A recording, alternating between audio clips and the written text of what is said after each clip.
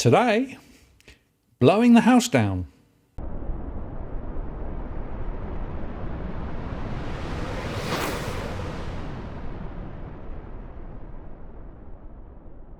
Hello again, it's Martin North from Digital Finance Analytics, one that is posts covering finance and problem news with a distinctively Australian flavour.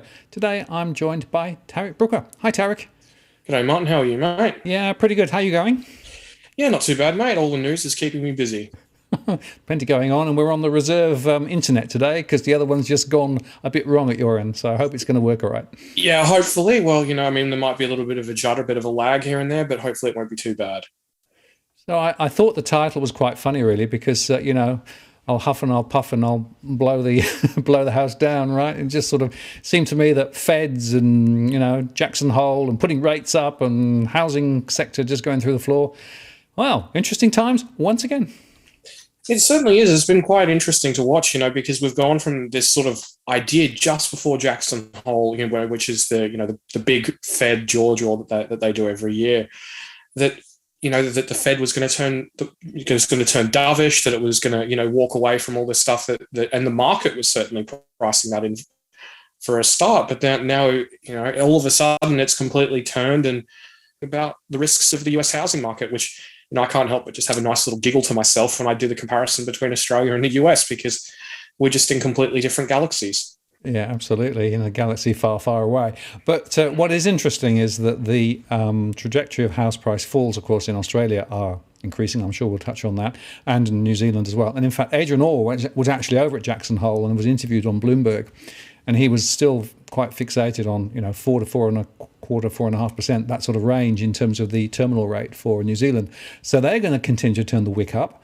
And I guess the message from Jackson Hole that I took was, inflation is our number one, number two, number three objective. We have to beat it. And if that breaks the economy in the process, well, so be it. Yeah, I thought that the RBNZ's comments were quite instructive in that regard. And there's been a few other people, the deputy governors and the like, who have made similar comments over the last few days.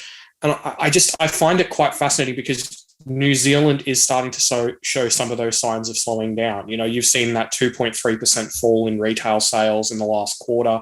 You've seen, a quarter of negative growth, but the labour market is still very, very strong.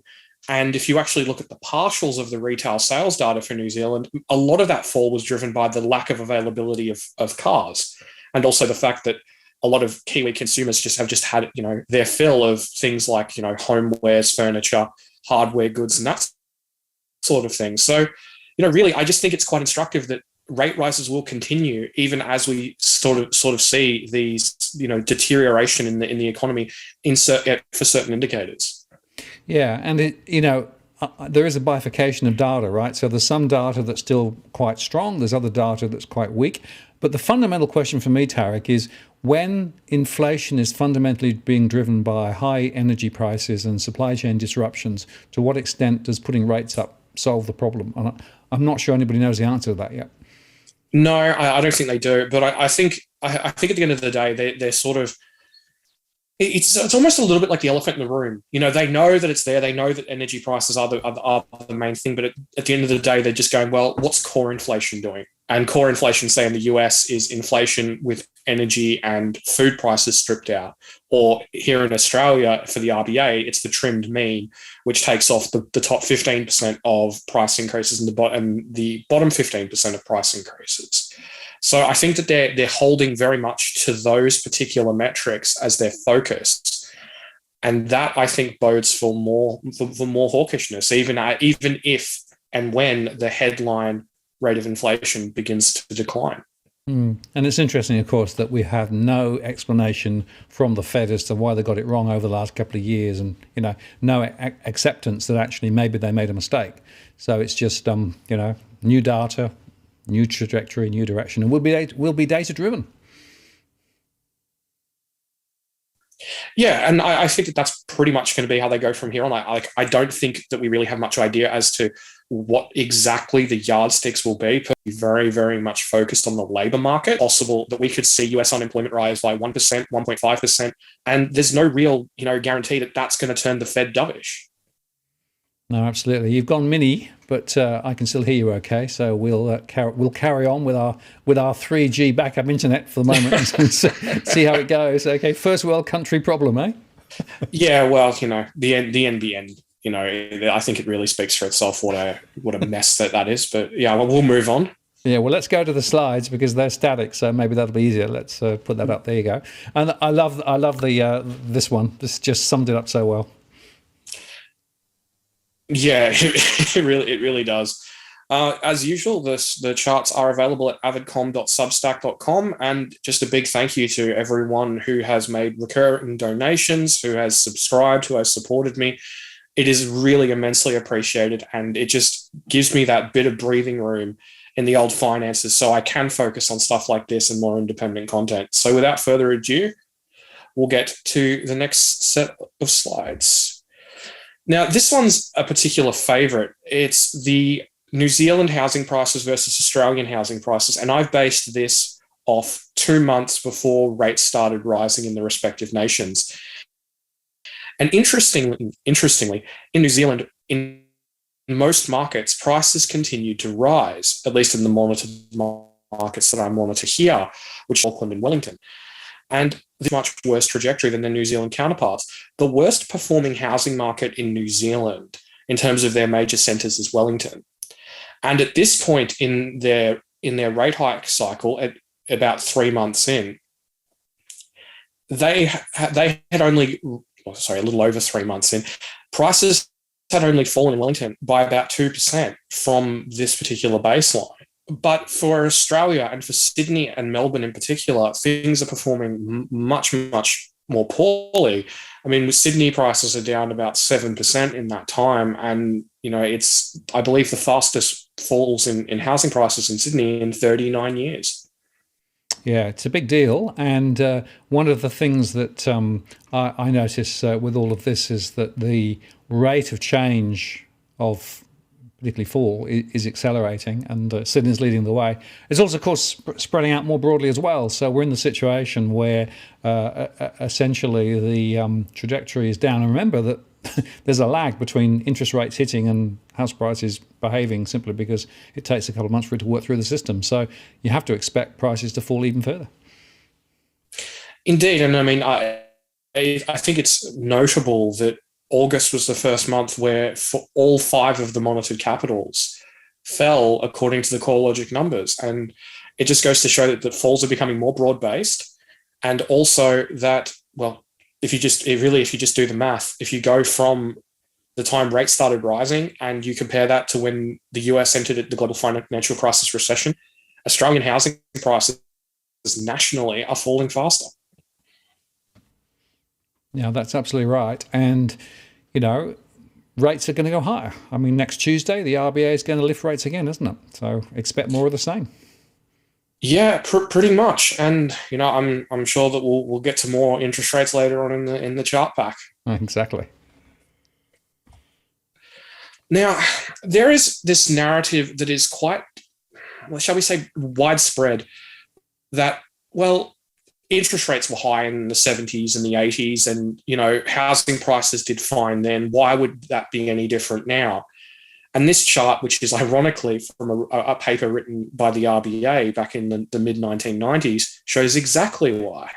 Because unlike now, where wages growth has a 2 in front of it, back during the days of the early 1970s is what underpinned those rises in housing prices, and also the fact that why consumers were so relatively easy able to cope with both high inflation and higher interest rates.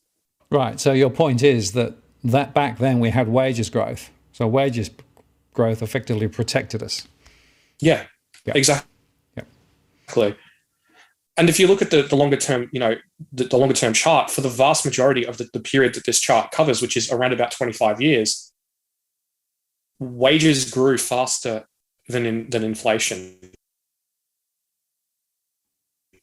And that, significantly faster. And I mean, there are some people who, say, for example, like, some of my in-laws' grandparents, they paid off their loan in a matter of years. during the 70s because wages simply were growing so quickly.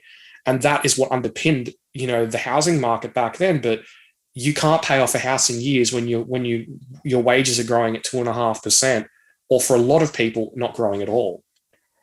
No, absolutely. It does make a huge difference. And of course, real wages growth really has been, well, zero since about 2011, 2012, which is, by the way, one of the main reasons why my mortgage stress numbers really are very relevant, right? Because they've been rising and rising and rising. And that is because essentially people have had a larger share of their income going in to support the mortgage because their real income has not been growing very, very fast at all. That's one of the factors in the current state of affairs. And that was despite falling interest rates. No, indeed. And I think that's a key point that you make in the fact that, we are only just at the beginning of these problems. If you look at the numbers from Treasury, if you look at the numbers from the RBA, they are predicting worse outcomes for real wages. And as you say, real household outcomes have already gone back to 2011, 2012 levels. And they're going to go back even further by the time this is all over. And that really is concerning for a multitude of reasons. It's concerning because households have less money to be able to, to get by, to spend, on the basic necessities of life. But if you want to look at it, say, from a housing market perspective, that's a whole lot less of the old pay packet in real terms that you're actually able to spend on servicing a loan. Absolutely. That's right. And of course, the loans are bigger because prices have gone so high and, people are more leveraged. And even the latest ABS statistics showed that the average loan size was down very slightly, but in absolute terms, it's still very large relative to incomes. So we've just gone right up one end of the dial, and it's going to take some time for it to settle back. Yeah, I think it's going to take quite some time, actually. Yeah. Now, this is an interesting chart from CBA, and basically it just shows that at a 2.5% cash rate, the share of total household disposable income going towards servicing housing-related debts is going to be roughly its highest level ever. And pretty much none of the major banks are now predicting a cash rate peak of 2.5%. They are now calling for, there's ANZ at one end of the spectrum at 3.35. So, we are heading for that, particular issue. And I think it's also worth noting that a much smaller proportion of Australians have a mortgage than Americans. So this debt is far more concentrated.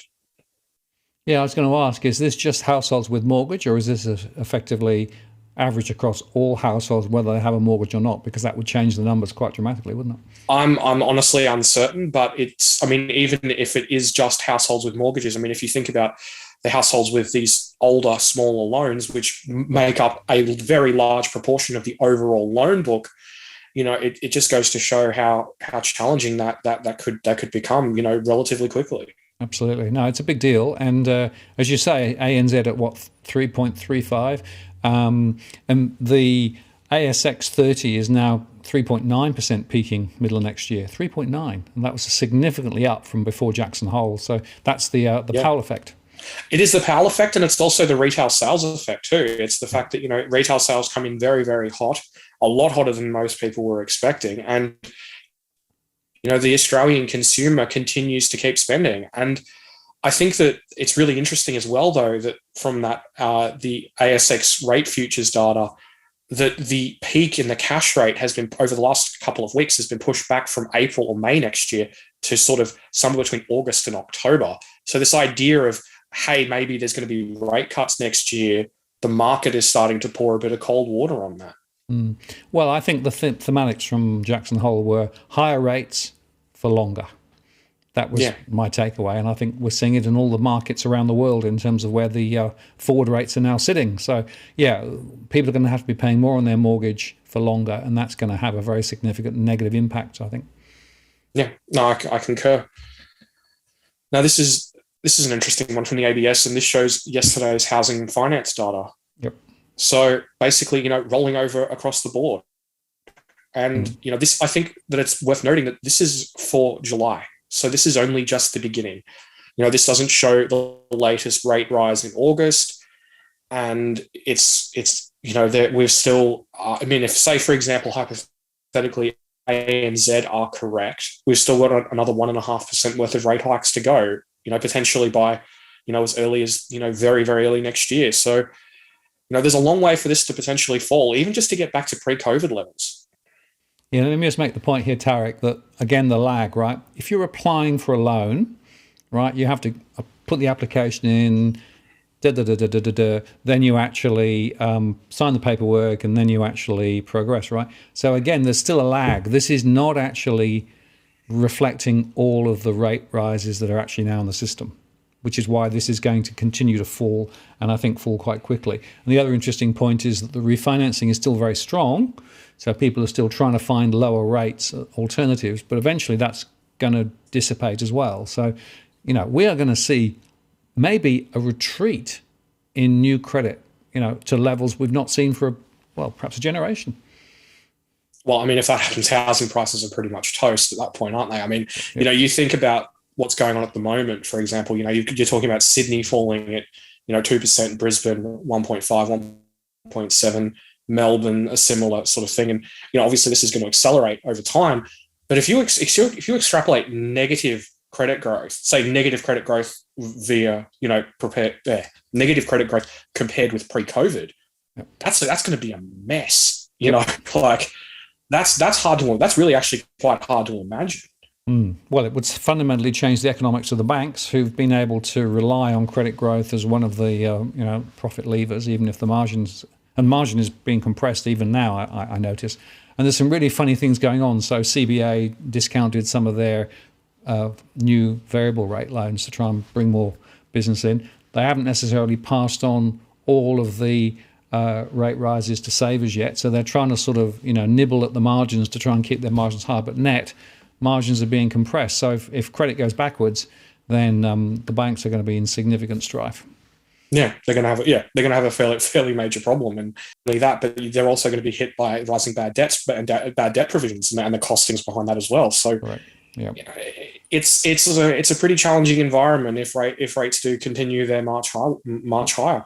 So the really interesting question is, next time they report, what would their provisions be? Because they've been taking their provisions down over the last couple of years, right, to try and support their profits. Well, they can't go doing that in this environment. So watch this space. Indeed, it's going to be interesting. Now, this is the retail sales report. Now, retail sales grew by 1.3% in July. Now, obviously, a sizable proportion are based on current prices, not on retail sales are. So, but still, it's still surprised to the upside, and Australians aren't really tempering their spending. No, it's a big deal. The fact is, of course, that if you do adjust it, it comes back a bit, but it doesn't come back completely. But it's interesting, pretty much all categories were actually strong as well. It's quite broad-based. It is, and I think that's really quite fascinating. Just that, like I wrote a thread recently on monetary policy. There are these people in these households who are rising inflation, but then there's other households who may believe that as everything's going to be fine, etc. But that is fundamentally changing the psychology of Australian consumers. And if we are seeing that fundamental change, and that is a sort of going to occur with some degree of permanency, and people are just going to spend more, rates may need to go a lot higher than otherwise. Yeah, exactly right. It goes back to what we said, in signs pulling in two directions, right? Some buoyant signs, some less buoyant signs. Sitting there with the interest rate levers, well, if retail sales is that big, we need to put the rate up a bit more. Yeah. And the problem is both are true. Yeah. It's like the K-shaped recovery. You and I have been talking about that now for over 2 years, and that's exactly what's happened, unfortunately. Yeah, absolutely. Now, this is one for our Canadian viewers. Canadian housing prices have fallen 9.9% from their peak, which is actually larger than their decline that occurred during the global financial crisis. So things are really starting to get interesting now for our northern cousins, and their central bank shows little sign of pulling back on raising interest rates either. And of course, the rate of decline, look how quickly it's dropped. That's the other factor. It's way quicker. And interestingly, if you look at the sales data from Canada and the stock data from Canada, it's behaving quite similarly to actually what's happening here as well. So it's clear to me that as rates rise, housing markets go the other way. No surprise, availability of credit is the most fundamental lever relating to house prices.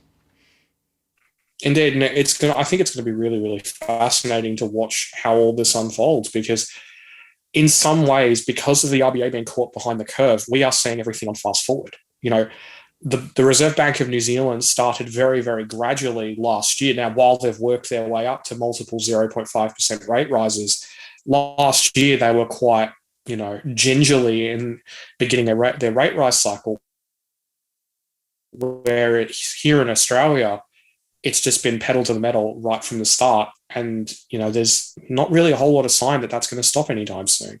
No, well, they were late to the party here, of course, for all sorts of reasons, and still trying to catch up. And as we said earlier on, rates will go higher. So expect prices to ape Canada and New Zealand and continue to fall. Well, I think a really interesting one is going to be if we see, sort of I'm not going to call it a rerun, but sort of a sequel, a bit of a different sequel for, The Big Short 2.0 in the US, because there are a lot of people hitting panic stations over US housing prices at the moment. And, if that starts becoming our news cycle, if we start seeing, these news reports talking about how, it's all happening again, I really do wonder how that could impact sentiment here in Australia. I think you make a very good point there, because it's clear that the sentiment is one of the critical things that drives house price momentum. We know listings are up. We know that the number of people looking to buy is down. There are still some looking for bargains even now, although I actually would argue that there are very few bargains out there at this stage of the game. So it will be interesting to see. And, once panic starts, that's when you start seeing prices begin to slide significantly, because then it's a scramble to the exit. Plus, of course, the banks then get into quite difficult situations. So do they encourage people to sell to try and get out to be able to pay off their mortgage, or do they go through foreclosure processes which can take 2 to 5 years to sort out? It can be very messy and very long, and could have a very significant and, again, negative impact on the property sector here. Yeah, and I think that so far we've actually seen a distinct lack of panic in our market. Everything has been quite orderly. Like, we've seen these really sizable falls, these multi-decade highs in terms of the speed of falls. Yet people are they're not really panicking. But everything just seems to be sort of playing out quite calmly. And I think that that's really quite fascinating, that people are so, for want of a better word, comfortable with giving up the gains of the pandemic, because pretty much we'll say the last year of property price gains in 2021 was crazy. Yeah, well, I'll tell you something. A lot of people are saying to me, well, we didn't expect it to last because that 20% plus was not recognisable. But if we start seeing prices begin to slide back down to where they were before COVID and continue going down, that could be a tipping point. So we'll see. Yeah, that is really the interesting one for me. I think if we do get to that particular point and we do start to see, prices fall below that, shall we call it, a psychological floor, I really do wonder what it could take, if that could be enough to finally break the idea that negative cash flow property investing is a good idea. Because in a lot of other places, if you do that, people will laugh at you. Whereas in Australia, it's the norm. Yep. It could be a significant pivot point. And of course, the other pivot point is, well, will the Reserve Bank then change its tune because of the inflation thing? But, if he follows the Fed's view that inflation is the battle you got to win, then even in a significant downturn in property, they may not actually change their trajectory with regard to interest rates. I kind of get the feeling that in this particular instance, Jerome Powell is Sandra Bullock driving the bus in Speed, and Philip Lowe is just one of the passengers who's stuck on the bus. Yep. Funny that. I've always thought that they take more of their direction from the Fed than anywhere else. And of course, he's not the only central banker sitting in the passenger seat, right? So there's a few others there too, all sort of nodding and saying, yeah, we have to do this. Look at the ECB, look at the UK, look at New Zealand. They're all saying, yeah, we've got to do this. So it is the current, trajectory and speed being set by the driver, which is, of course, Jerome Powell. Well, exactly. And they've got to keep going, otherwise the bus blows up. So exactly. That's just the way it is. You can't stop. We've got to keep going.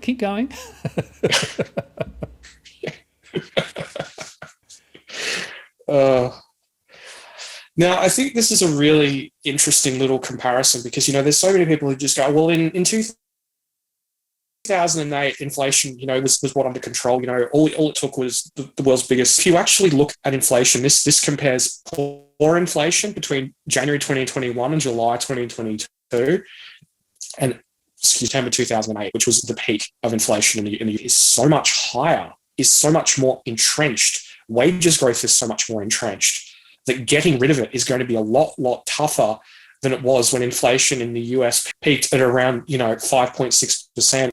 Back in 2008, it's a lot harder because this time a lot more of the inflation is broad-based and not just energy and food.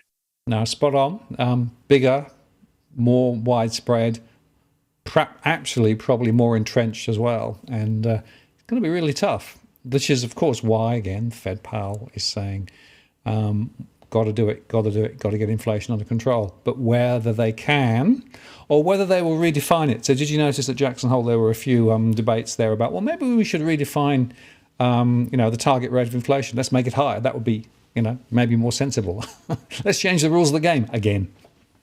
Well, yeah. I mean, I've seen quite a bit of that. Like exactly at what point do the settings need to go to say have, I don't know, say 3% PCE rather than 2% CPI. So I think it's going to be interesting, but I wonder if it's actually possible though.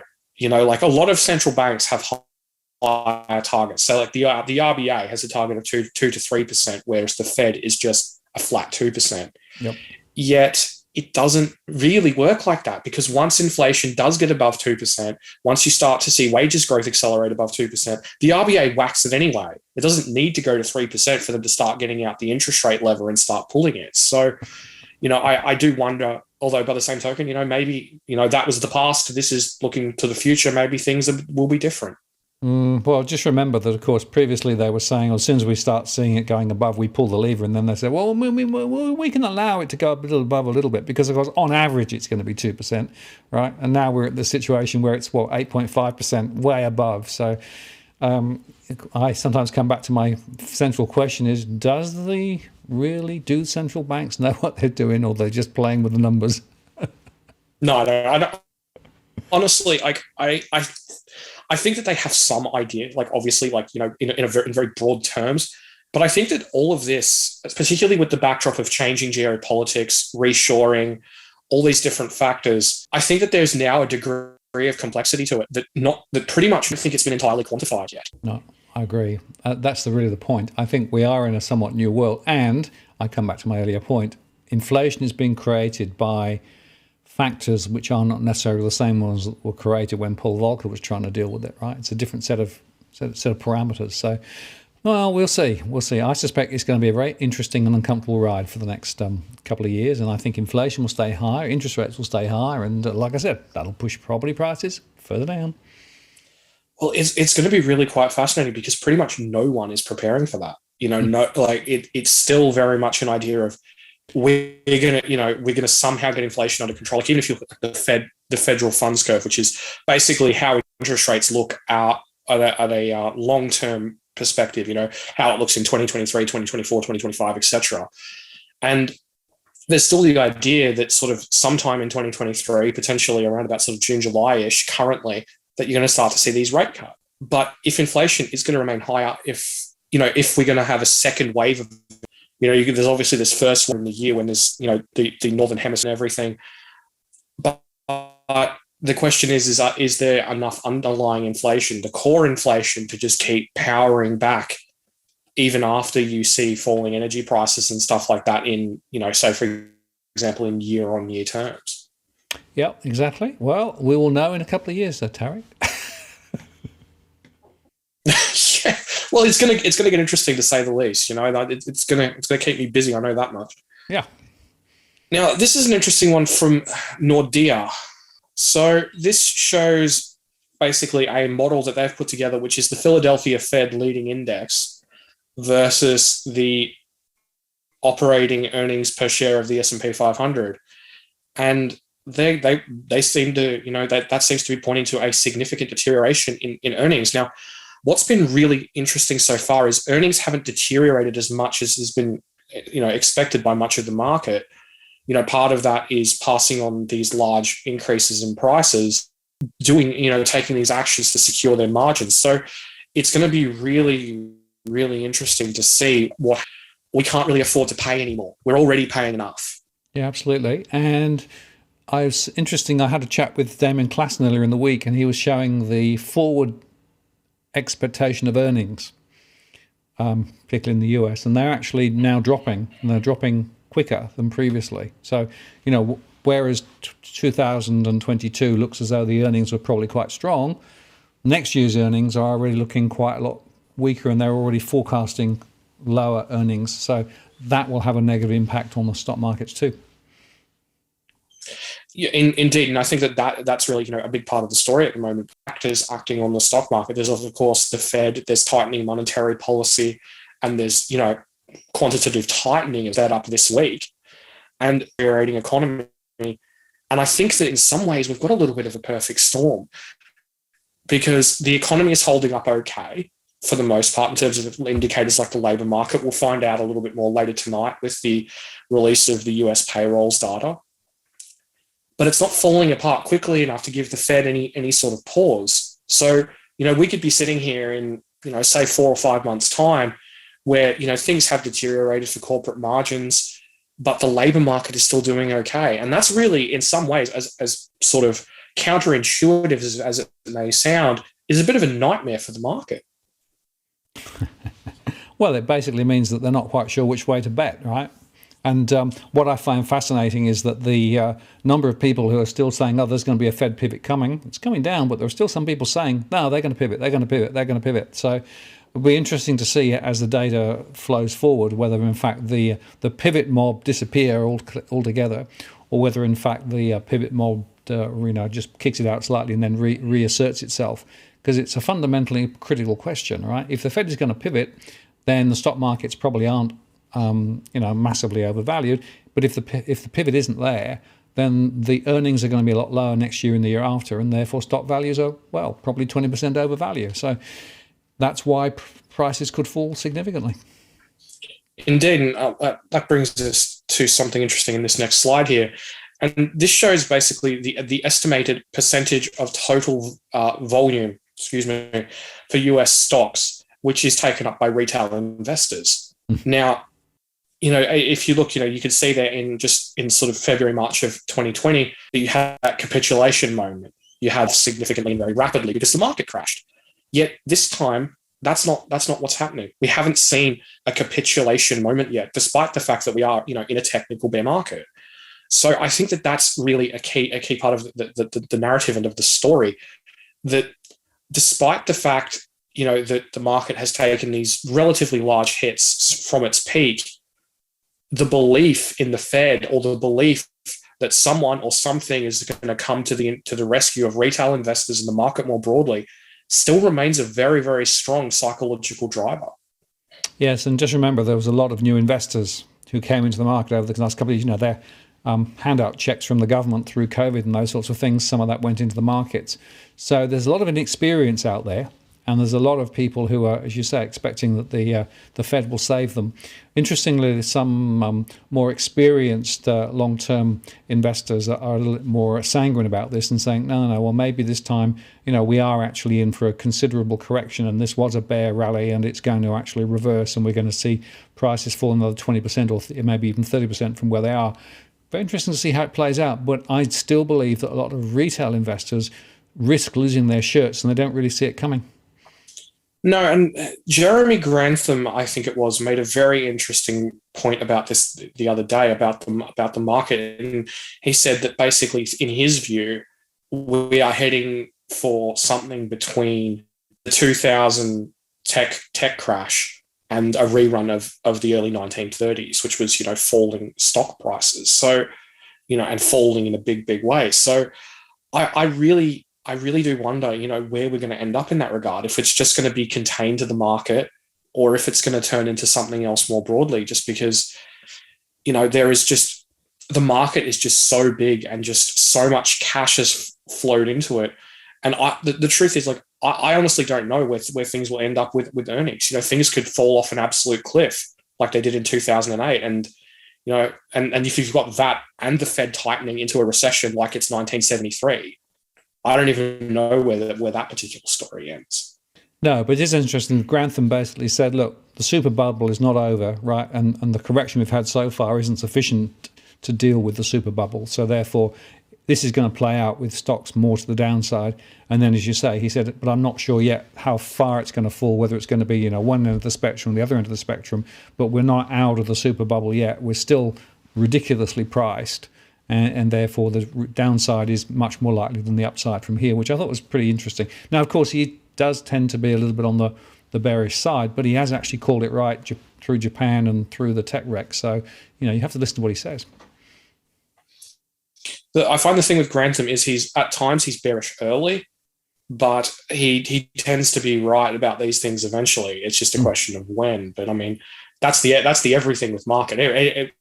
With markets, everyone can go, there's going to be a bear market or there's going to be a bull market, and eventually you'll be right. It's just what happens in the meantime. Yeah, it's all about timing, isn't it? As you say, what happens in the meantime. Yep, absolutely. This, I thought, was a really interesting little slide because it shows that there is going to be an estimated 350,000 jobs reshored, so brought from overseas back to the United States during 2022. Now, 350,000 jobs is a very solid non-farm payrolls month during the growth of the labor market. So that is an entire, arguably more than an entire month's worth of solid jobs growth just from bringing jobs home. So I think, if these geopolitical issues continue and you do start to see the regionalization of supply chains, you start to see factories coming back to the US, I think it's entirely possible that this could continue to underpin, at the very least, a better labour market than otherwise would have been expected. Yeah, absolutely. And, even here in Australia, there's some talk about bringing jobs back on shore.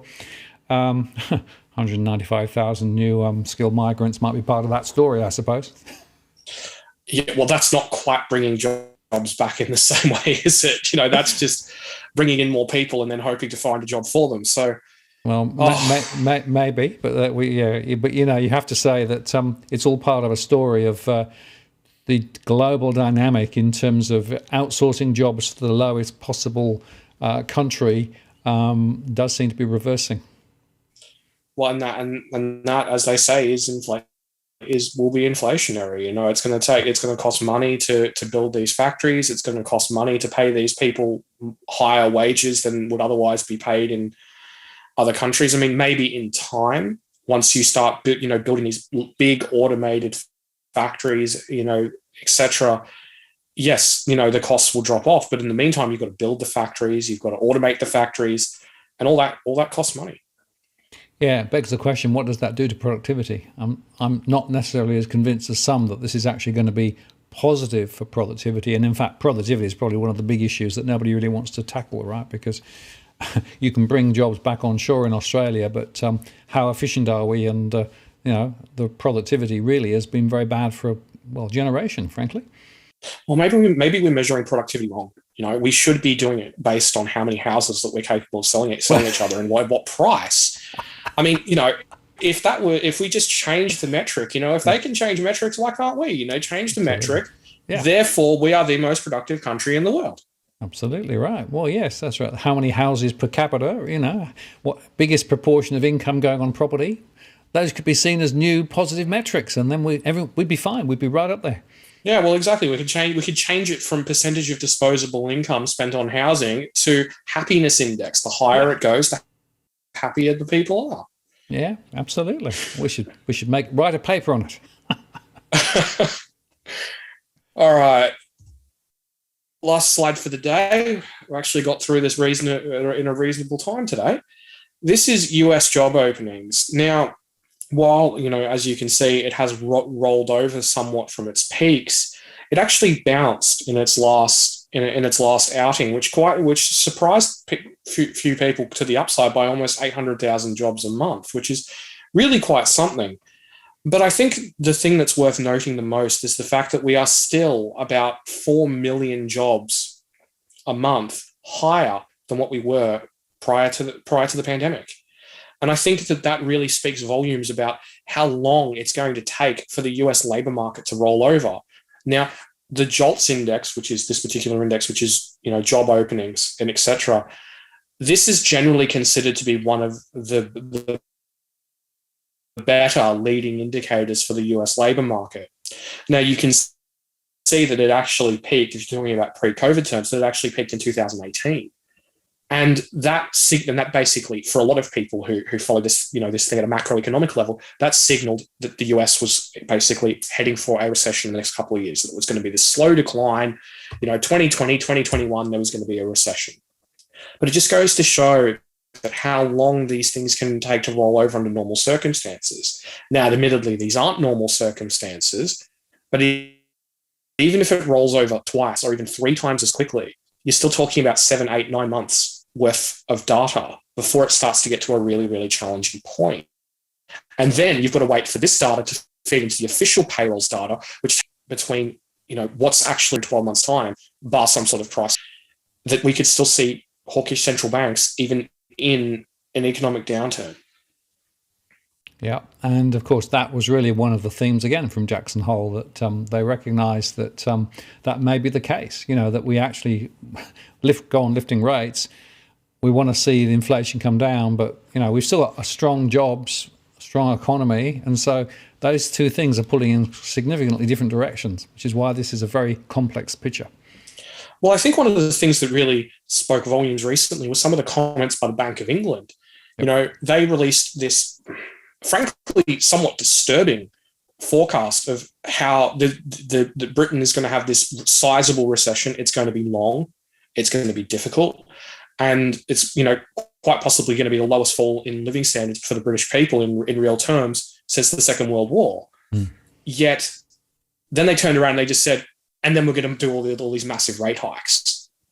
So I think that really sort of speaks to where their mindset is at. It's like, but the economy is going to detonate, and they're like, we don't care. We are going to raise interest rates because we need to kill inflation. And if you see something like that from the Fed, people's heads are just going to explode. Well, they did sort of say that inflation, was the target, and they did make specifically the comment that the jobs market was very strong, and that it might have to come back a little bit before, they'd solve the inflationary issue. So they knew potentially that there would be an impact, and nobody quite knows. And the other point, of course, is that wages growth in the US is beginning to take off in some areas as well. So that's something else that they're going to have to think about. So this is, again, a very complicated situation, but if they do fixate on dealing with inflation and saying we've got to get inflation down to our target, and we will go on lifting rates because that's the lever that they've got until such time as they do that, in the context of quantitative tightening, in the context of where the wages and where the employment growth in the US is, and frankly, it's all to what the Fed does because everybody else just follows what the Fed does, really, I think. We're going to be for an interesting ride, which, by the way, won't just be a few months, but could be maybe 2, maybe 3 years. Yeah, exactly. I mean, all of these things are on the table. I mean, they keep the crops up in, say, Europe early next year. They're like, let's just sort of, play up that particular scenario. So there's a crisis in Europe early next year. There's some form of large-scale intervention by the ECB. There's swap lines from the Fed. There's the full scaffolding put on the EU economy again. And, obviously there's the associated downturn that you would see in China and everywhere else as a result of that. That's sort of one of those sort of, toward not worst case scenarios, but, sort of scenario in that, sort of circumstances. It's entirely possible that the Fed could still be like, yeah, but, all right, well, we'll stop raising rates, but we're not going to cut them. Maybe we'll do a bit of QE, but we're not going to cut them. So like all these scenarios are well and truly on the table. And, I think that in just more broadly, people are just expecting a return to just, we have crisis, Fed does QE, market goes to moon. And I don't think there's really any preparation for those, shades of grey in between. I agree. Shades of grey isn't, the market's don't do that very well actually at the moment. And, there are a lot of people pushing particular product sets for particular scenarios, and therefore they always have their particular viewpoint. I'm quite sceptical of a lot of these experts at the moment. And, the bottom line is this. There are so many variables and so many uncertainties, it's very hard to call. But what we got a very clear message from the Fed and from the other central banks is rates are going higher. So that has got to be the cornerstone anchor point around which you sort of build the scenarios out over the next, certainly probably year plus. Rates are going higher. Property prices are going to fall. So, as night follows day. Well, CBA seems to disagree with you. There was that thing put out I believe it was either yesterday or today, and they're saying, the RBA is going to get to 2.2, what was it, 2.6, 2.85, and then they're going to pause. Yep. Now, yep. I don't see it myself.